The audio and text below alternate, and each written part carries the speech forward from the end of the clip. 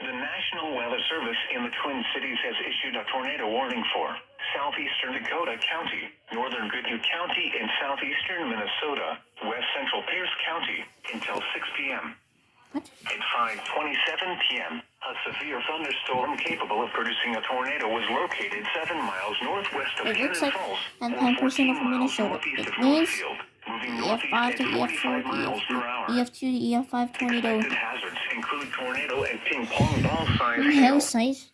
This is a radar-indicated threat. The following Really impacts are cool expected. location. Flying debris will be dangerous to those caught without shelter. Mobile homes will be damaged or destroyed. Damage to roofs, windows, and vehicles will occur.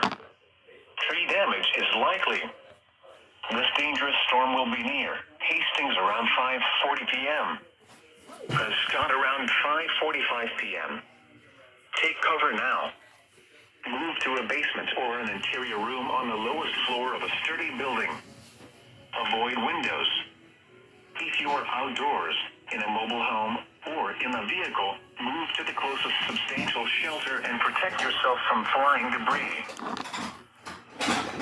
The tornado warning. Ping pong ball size hail. A severe